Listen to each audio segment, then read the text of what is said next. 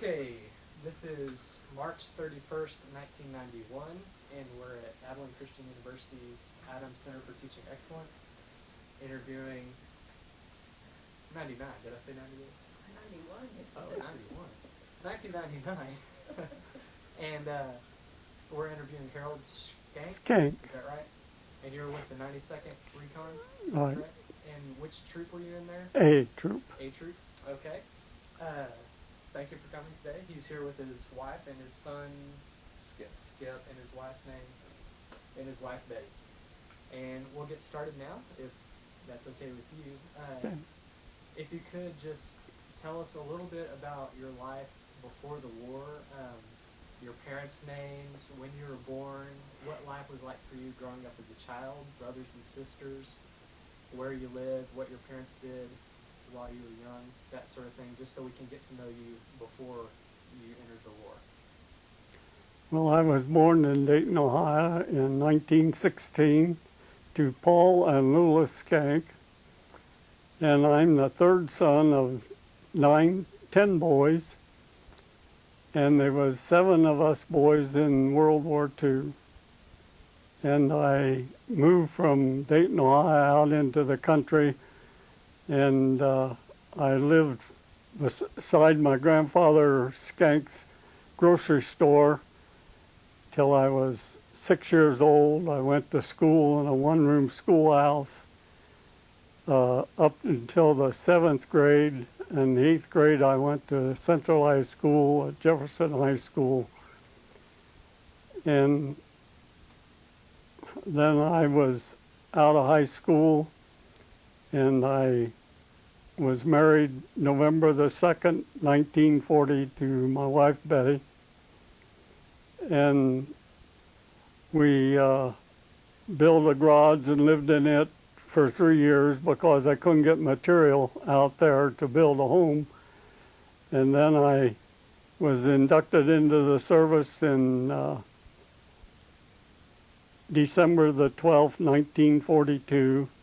They gave me a 2 weeks furlough, and the day after Christmas they put us on a train and shipped us to Fort Thomas, Kentucky, and we took some tests, and from there I went to Camp Campbell, Kentucky, and joined the 92nd A Troop.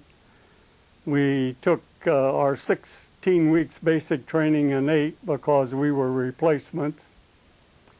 And from Camp Campbell, Kentucky, we went to Camp Barclay, Texas, finished our training, and we went to Camp Schenck, New York, and from there we got on the USS General Tasker Bliss, and we was on the ocean 11 days going over to England, and we was put on Windmill Hill, their army camp over there, and we were there a few weeks till we got on the boat to go over to Le Havre, France. And we patrolled the coast for 2 weeks, and then we was started up to the front lines.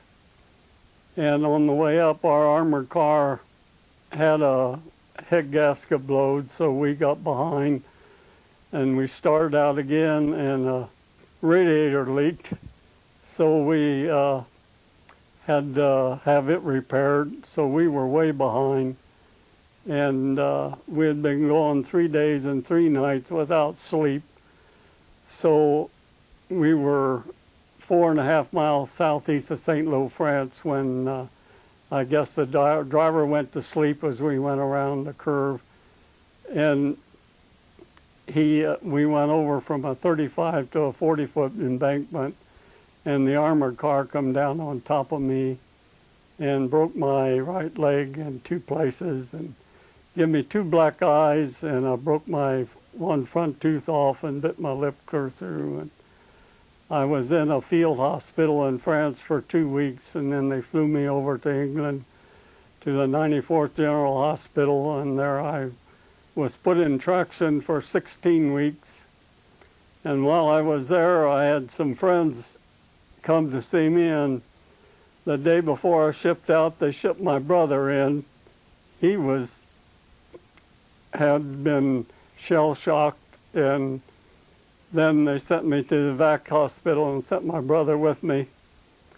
And then they put me on a train and shipped me up to Glasgow, Scotland, and there they put me on the Queen Elizabeth and shipped me home to New York. And there I got yellow jaundice, so I was quarantined in the hospital for 3 weeks. And I did get to call my wife 3 times.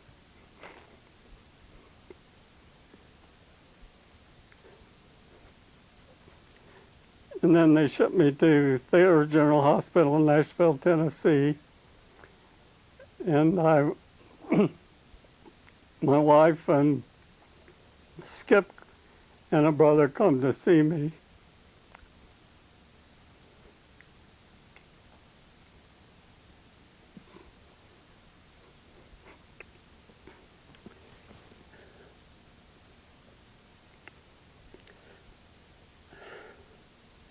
And I got a furlough to come home,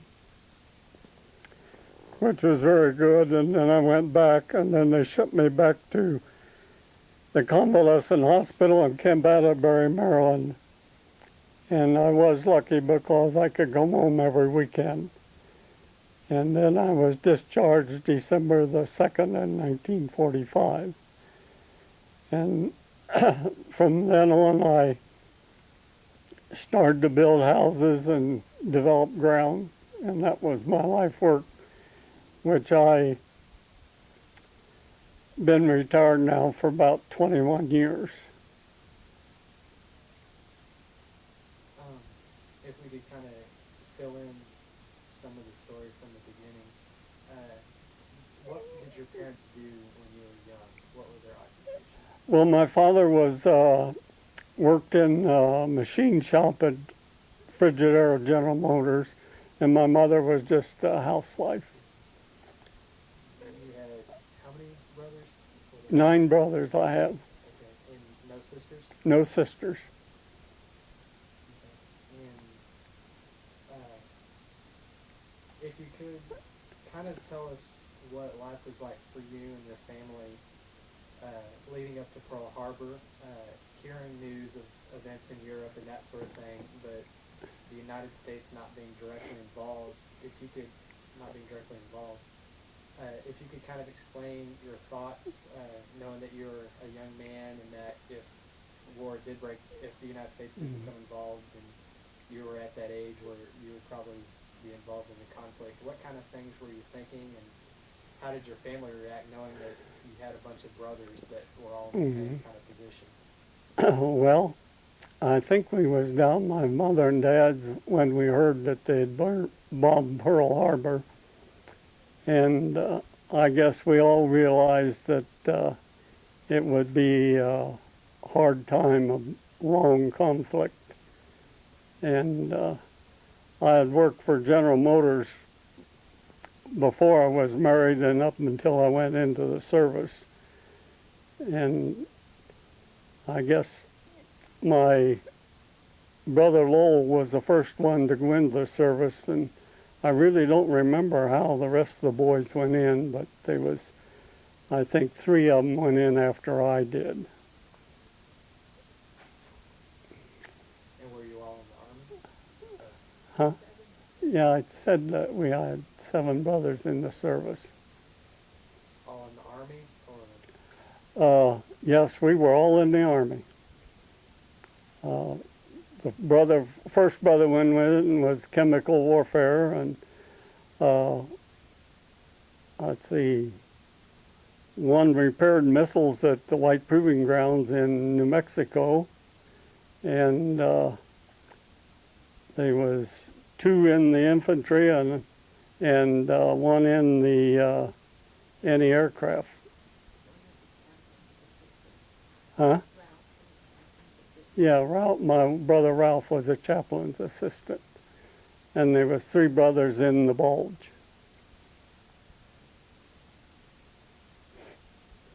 How did you end up getting?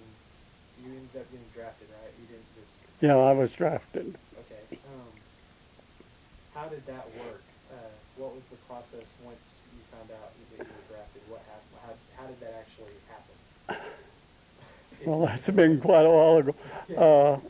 The draft board was in a town down in Miamisburg, Ohio, and I just got a notice that I had to report to, I forget where it was, but they put us on a bus and took us to Columbus, Ohio, to a fort up there, and there they give us our physicals and give us our shots, and then they put us all in a big room and said, now you can go home for 2 weeks.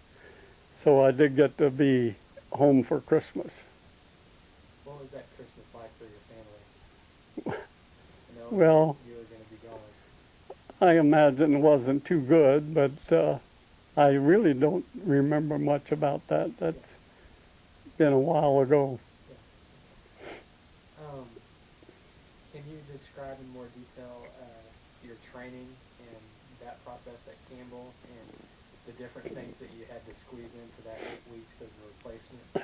Well, it was one thing, we never had to pull KP because they had us in class all the time, and we would go from morning till bedtime doing things. We had to learn how to take the 30 caliber machine gun apart and put it back together, and give us close order drills so we knew how to march, and we was given our rifles, and we had to go out on the rifle range and shoot, and we also had to shoot the old 6-shooter and submachine gun and 37 millimeter cannon. And I guess most of it was just training. We had to go out and learn how to drive Army vehicles, and which you had clutch, I think, 3 times before you change gears on them. And then at Camp Campbell, most of that was just field work, going out and working out problems and things like that. What was the relationship like between the enlisted men and the officers in training? Well, I always had good officers, I really did. And like I said, our major of the battalion met me on the sidewalk one day, and I saluted him. He saluted me back, and he just stood and talked to me just like I was a common person, you know. And I really did. We had terrific officers.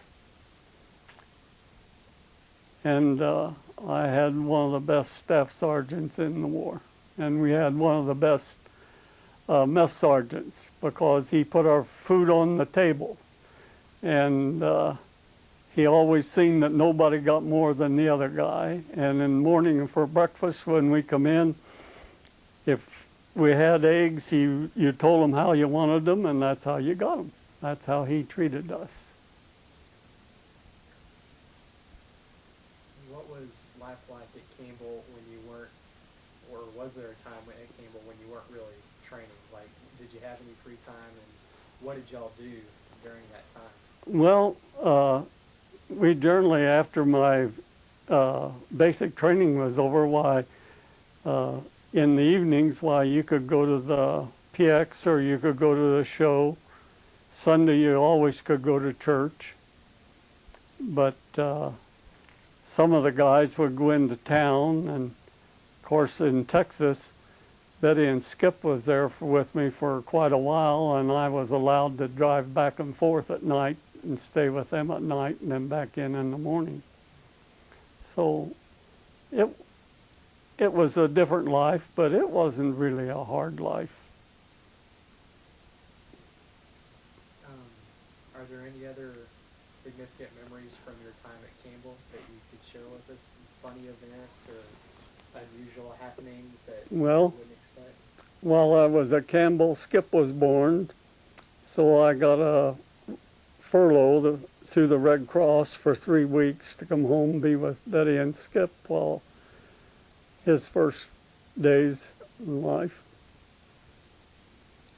But and then I also from Camp Barclay was shipped to Fort Knox to go to radio school, and I could get home about every weekend from there too. And where was your wife living at this time? Was that Ohio still? Yes, she was living in just about 9 miles west of Dayton, Ohio. What exactly were Tennessee maneuvers all about? What did y'all do? What was involved there? And as being in the 92nd, how did y'all's experience in the maneuvers differ maybe from a regular infantry battalion or tank battalion? Well, we was like a reconnaissance. We always had to go out ahead and see what was out in front of us and report back to the battalion headquarters what was there. And but I do know in actual combat, 92nd done a lot of fighting. But it's hard to remember that all that way back then. But it was different on maneuvers. You know, you had to pitch a tent and live in a tent or be on the go all the time. And if it was raining, why, it rained.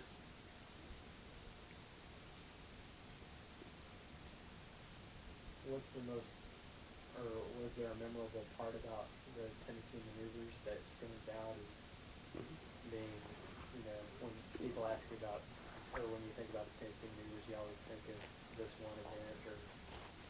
Well, I think the main thing was they give us amphibian jeeps, and they had to put we would cross the river in them, and then they told us that we could put a tarp on a regular jeep and float it across, but it didn't float, it went down in the river.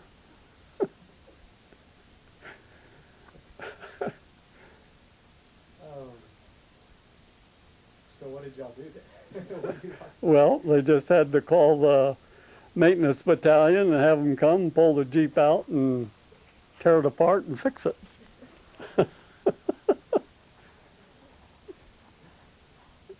How long did Tennessee maneuvers last? Do you recall? I can't tell you. Probably a couple weeks. What did y'all do after that? Did y'all go back to Campbell for any time, or did you go straight from there to Texas?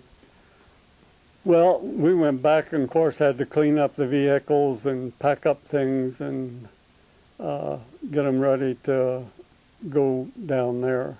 I think most of our equipment, though, was all new when we got to Barclay. I don't think they done much shipping of equipment.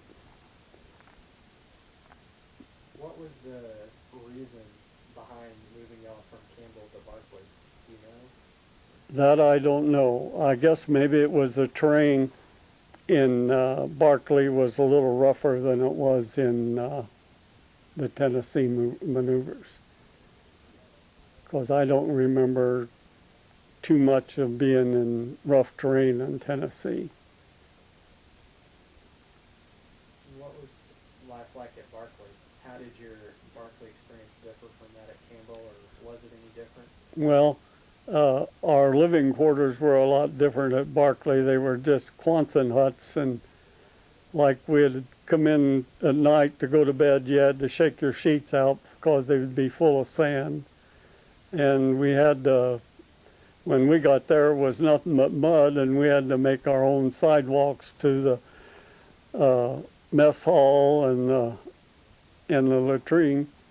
And our Quonset huts were very small compared to Camp Campbell, which were two-story buildings, and they would house, I don't know, maybe 50, 60 fellows in each building. There were at Camp Barclay, there was probably only 6 or 8 in a Quonset hut. What was your impression of Barclay then when you first arrived, coming from a place that was established like Campbell? Well, it was kind of rough because, you know, it was kind of civilized at Camp Campbell, but Camp Barclay was far from that. Did you have many opportunities to? Well, you did mention that you were able to stay with your family Yes. on nights. Mm-hmm. Were they staying in Abilene? Yes. What was the town of Abilene like back then? Well, all I can remember is it was a dirt street, the house that we stayed, and Abilene was very small. I don't think I ever got downtown Abilene. Maybe once when the first sergeant wanted me to take him in, and we had a big party before we went overseas, and he bought a lot of shrimp, and we took that back out. But I don't remember too much about it. I remember guys going to Sweetwater a lot. Why Sweetwater? Huh? Why Sweetwater? Oh, I guess there was girls there.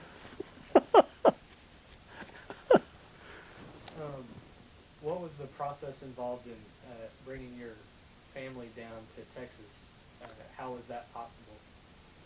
Well, we had a 42 Ford car that they wouldn't give me 2 new tires for my other car, but they would sell me a brand new one. So she drove down with another brother's wife and got this place to stay. Huh?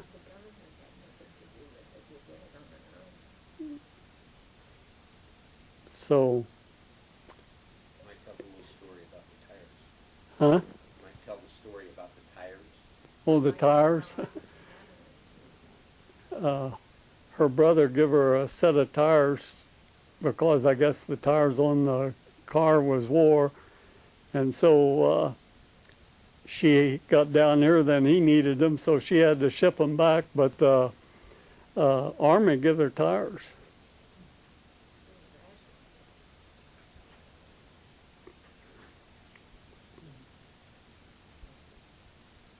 What was the relationship between you and the rest of the guys in the 92nd when you got to go home to Abilene and stay with your family, and so many of the guys had to stay on base? Was there any kind of difference in attitude? I don't think there was, but I was lucky because I had a car that I could drive back and forth. And the first sergeant, his wife was in town, and he didn't have no way, so he rode with me. So I got out a lot of details. I never had to pull KP or things like that. And then when we was getting ready to ship overseas, I'd done carpenter work, and he put me in the carpenter shop, and we worked from 8 till 4. And at 4 o'clock we was off, so him and I could come back into town. So that worked out pretty good. But we did. We had a real good bunch of fellas in Troop A. What was good about your bunch of fellows? Are there any stories that you can tell us About what? about the guys in your troop, in Troop A?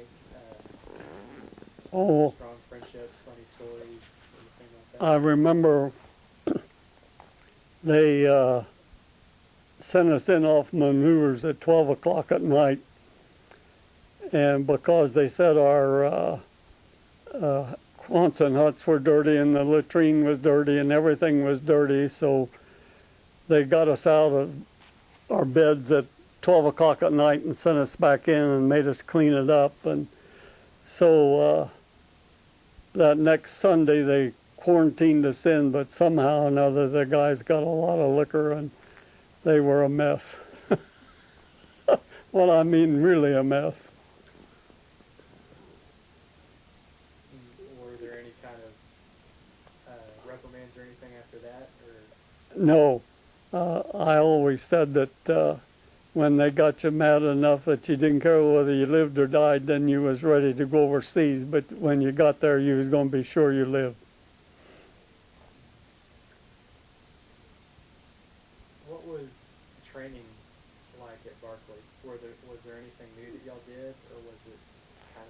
stuff? I would say it was mainly keeping in condition and going out on problems, learning what to do and how to do it, and being a good soldier. What was involved in the problems that you would have to do? Well, we'd just have to go out and find out where the enemy was and report it back. And I remember one time they sent the staff sergeant and me and I forget who it else was out to look at something, and finally they called us on the radio and said that they were going to start shooting the 75s out there and we had to get out. Well, we could see them 75 shells going over our heads and landing as we was running back.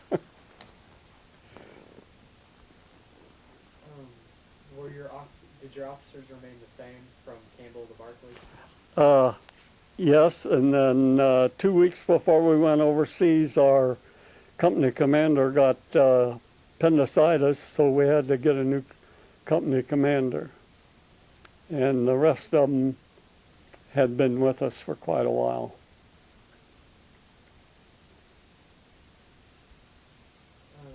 Again, during free time, did you have more free time at Barclay than you had at Campbell? And how did you spend it? Did you just spend it at the house with your family, or did y'all do anything different? Well, when my wife was there, I spent all the time with them. But when they weren't there, well, I probably went to a show or went to the PX and drank some Coke and sat around and talked. And you didn't stay up too late because you had to get up early in the morning for reveille. Could you describe a typical day routine when you were at Barclay? Well, they got you up, but I couldn't tell you what time, but you had to get up and shave and shower and then go and stand in line to get your breakfast, and then well, you'd have classes, and then you'd go to lunch, and then you'd have more classes, and then go for dinner. And when you was done with your dinner, why then you was generally had off time. But then you had to put on your dress clothes and to go out. If you stayed around the barracks, why, you could keep your fatigues on. You said you were sent to radio school? Yes. When was that, and why, and how did you get chosen, and what was involved? Well, they told me I was capable of running Morse code on the radio, but they were wrong because my fingers weren't nimble enough to send that. And then at Fort Knox, why, I passed it the last day of school, and I think they just passed me because you had to send a message and then you had to receive it. But I was just an assistant radio operator, and then I was the gunner in a M8 armored car.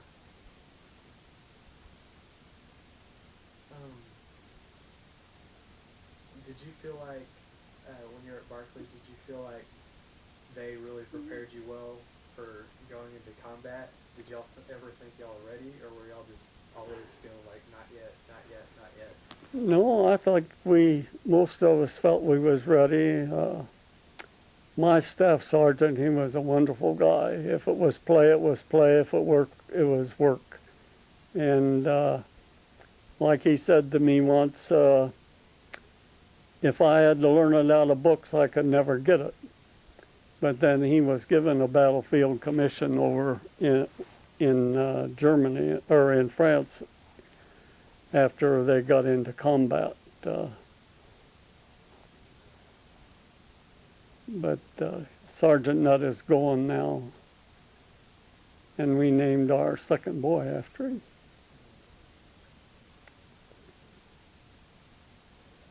At Barclay, you had to go on a final maneuver, I think, down Yes. in Downwood.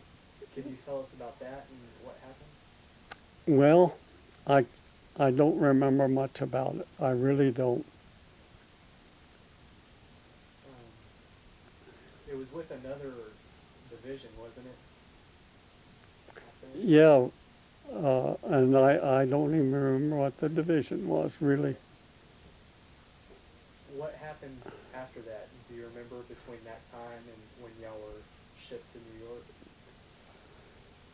Well, it was mainly after the maneuvers was getting the equipment ready to go, because, see, they had to put cosmoline in all the barrels of all the guns, and like I said, I made boxes and to put stuff in, and I don't remember much about what the rest of them did. What's cosmoline? People that watch this interview aren't going to know. I've heard about it, but Well, it's kind of a hard grease like, and it's terrible to get out of the barrel of a gun. You have to use soap and water, and I know on the 37 millimeter cannon on the M8, why we had a long pole with a swab on it, and you just have to keep working that till you got all that cosmoline out of the inside of that barrel. And the same way with our rifles, we had to do that, because at the end we were given the M1 carbines as our sidearm. But I had a 30 caliber machine gun mounted coaxial with the 37 millimeter, then I had a 50 caliber machine gun mounted on a turret ring on the armored car, and then had the M1 carbine as a side weapon. and the cosmoline was a protectant. Is that what it was? Yeah. For? Coming across too much salt water and it would have rusted the barrels, and they done that for protection.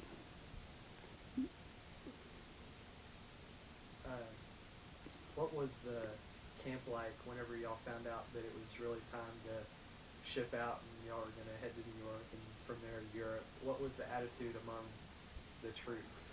Well, I think we all realized that we had to do it, and I don't remember of anybody being mad because we had to go or anything like that. I just know some of them got passes to go into New York City, and boys who had family there, they got passes to go see their family before they went over, but I don't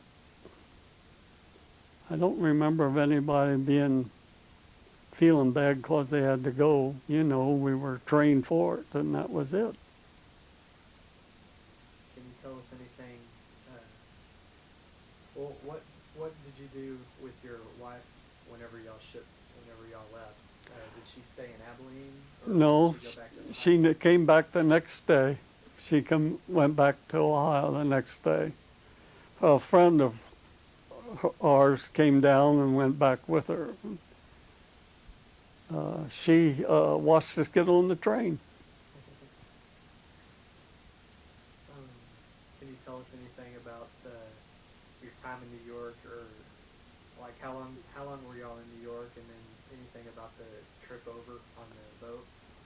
I think we were only at Camp Schenck about a week or a little 10 days, something like that. And one morning we got up and loaded our musette bags, and I forget even how we went, but I remember going up the gangplank. The 92nd was lucky because we got on the command ship and there was only one sleeping. We didn't have to take turns sleeping like some of them did. Some of them was in 3 shifts. They were 8 hours in their bunk and 16 hours out. But I don't even remember much what we had to eat on the boat 11 days going over.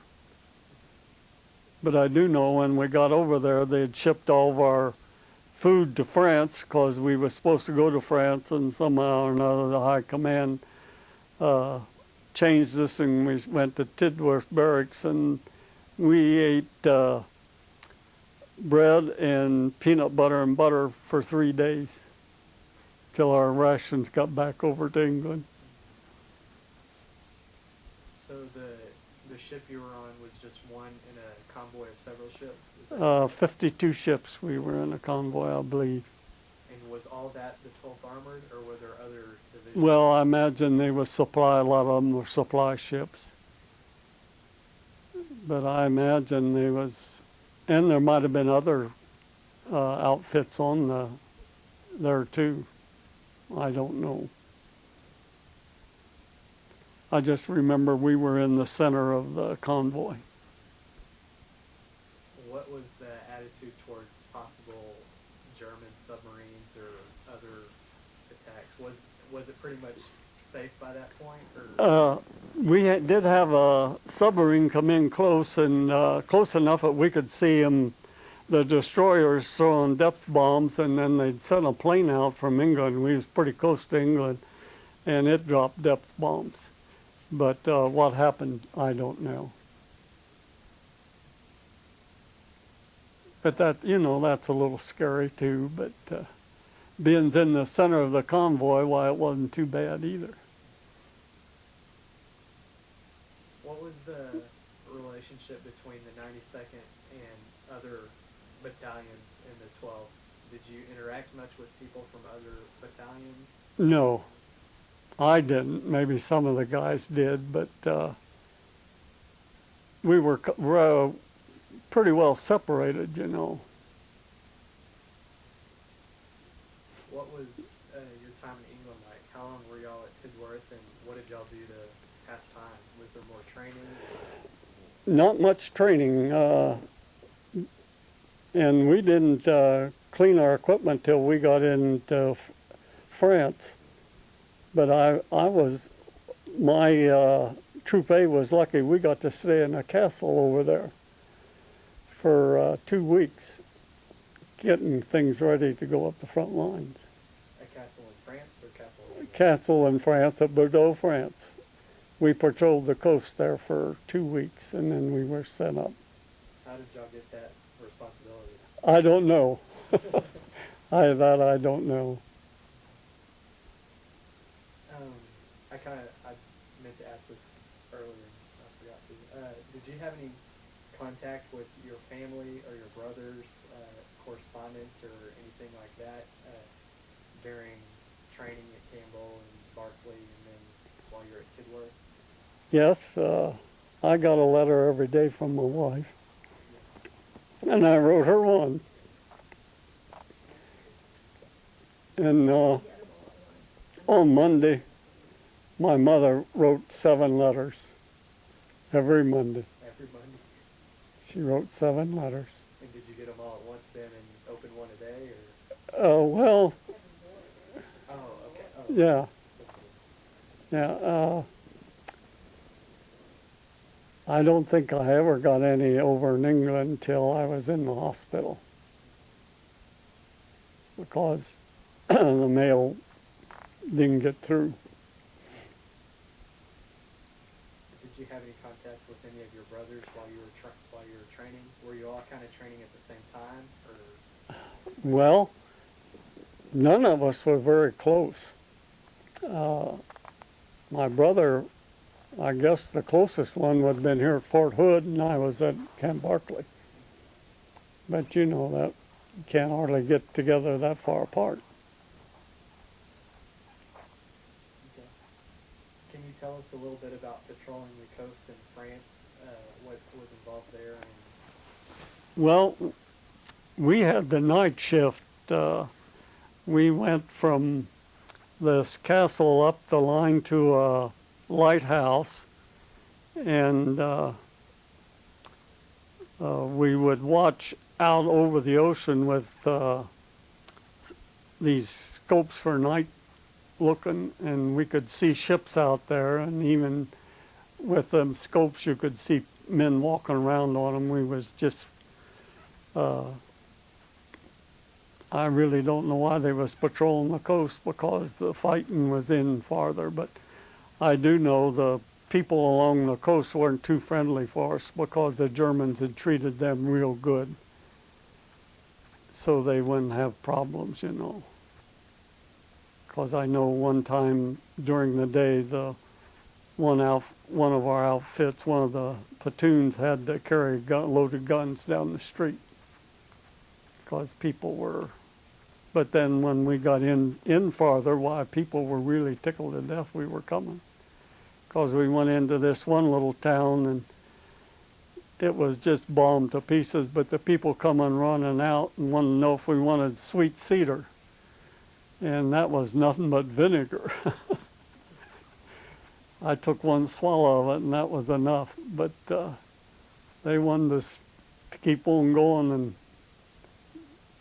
take the Germans clear out of France. But I didn't last long after that.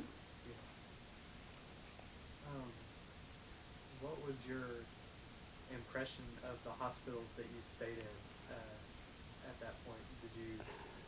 Did you really, were you able to pay attention, or Yeah, how did they treat you? I'll tell you, I was in 5 hospitals and I got really the best treatment that they had in them days. They really took care of me, and if we wanted something before we went to sleep at night, why, they gave us juice or something like that. And I have no complaints about the hospitals that I was in. They really treated us well.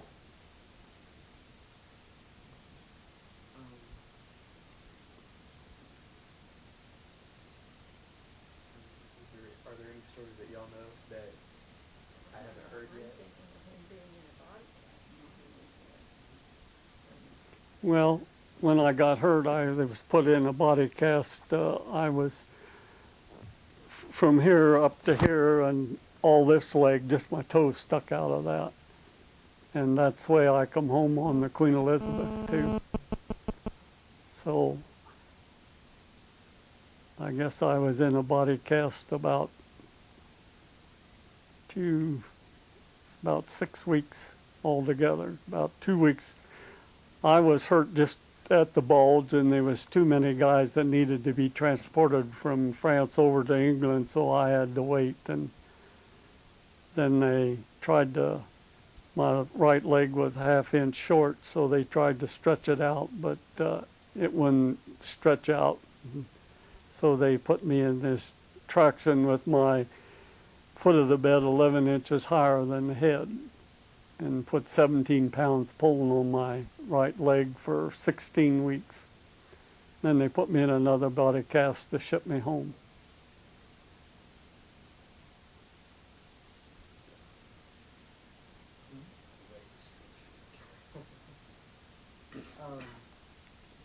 And after they shipped you back home, what happened? You told us a while ago, I know, but I got yellow jaundice. yeah. I said it was because the Queen Elizabeth just vibrated continually the whole 4.5 days coming back.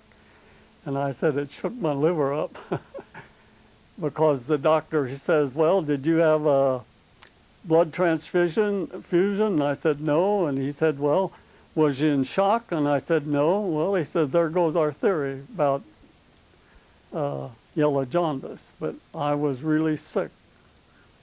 They put the IV in my arm, said, now that'll stay there till you start eating. So I thought I'd start eating. But they put us, quarantined us in a 300-bed ward. There was 3 of us got yellow jaundice, and one of the boys died. But they put a whack beside our bed 24 hours a day to watch us. And they fed us 6 times a day and had sugar candy on our beside our bed that we could eat because we needed sugar.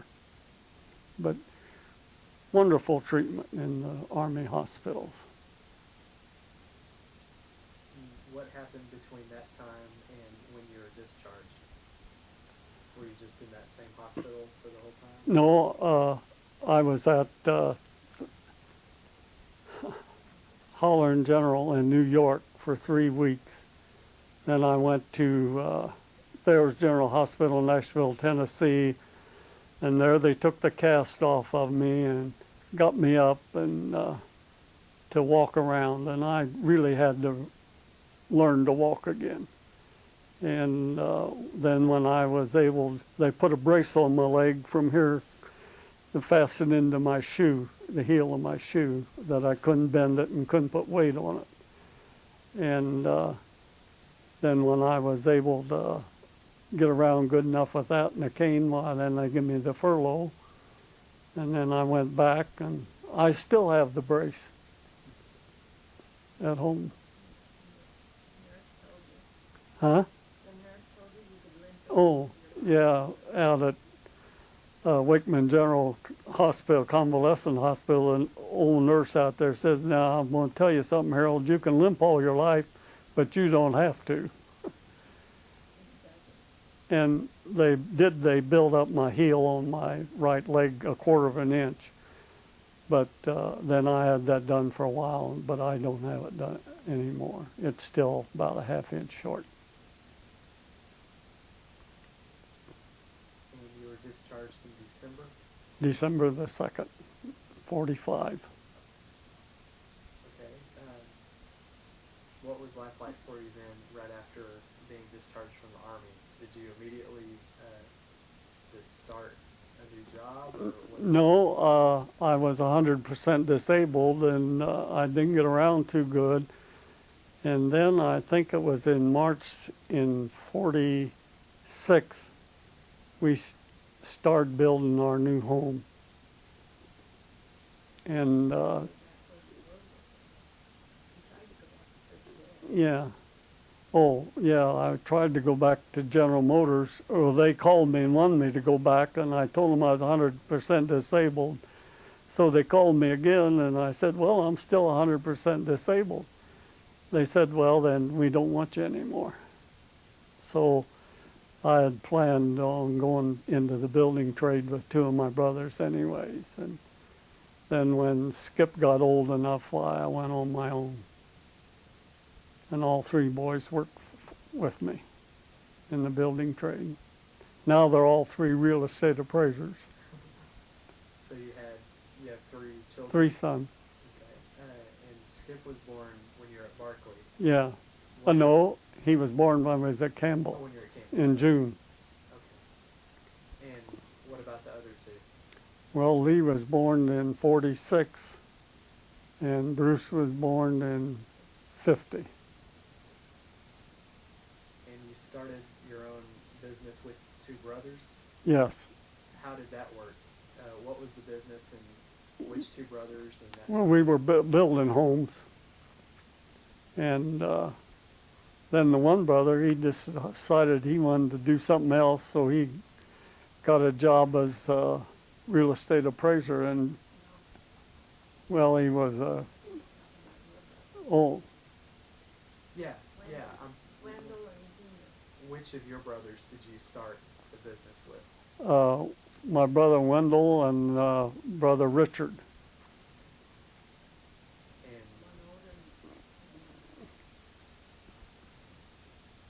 And then whenever Skip was older, you started After he your got own- out of high school, I couldn't keep my boys in college. But you tried hard?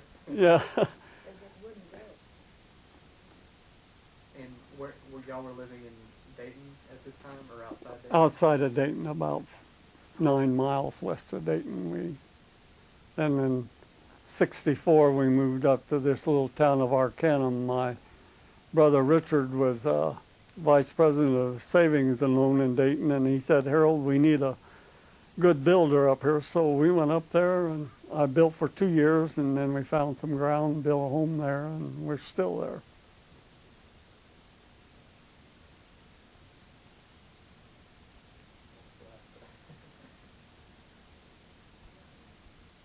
Any stories that he's told y'all that he's not telling you for some reason that we need on tape?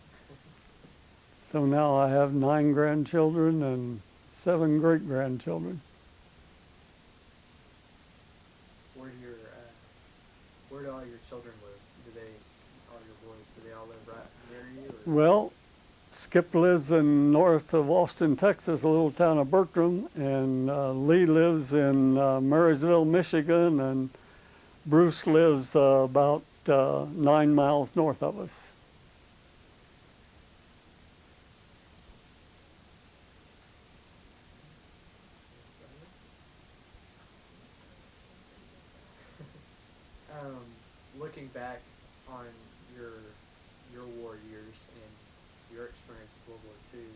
there any lessons or memories that you have that you'd like to pass on through this videotape that anyone else that watches it that studies World War II?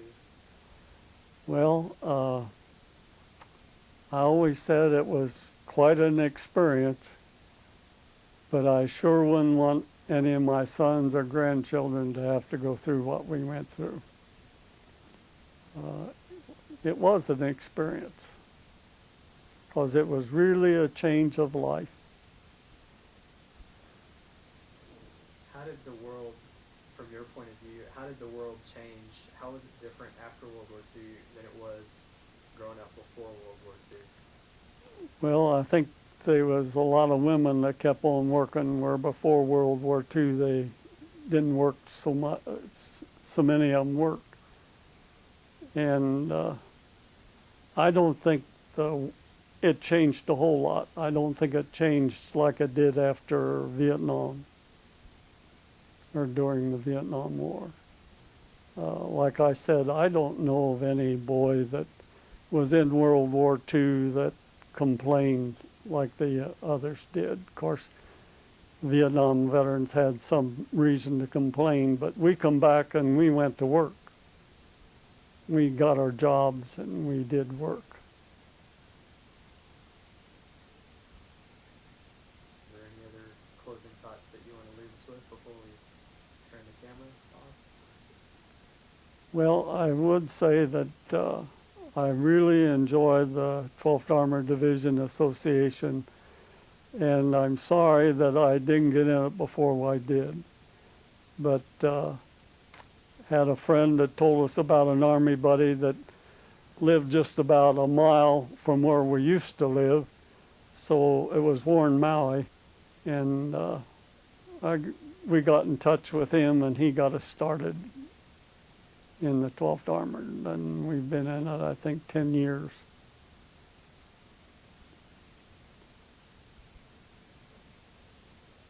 Well, thank you very much for your time. And thank You're you for welcome. agreeing to do this interview. Really appreciate that.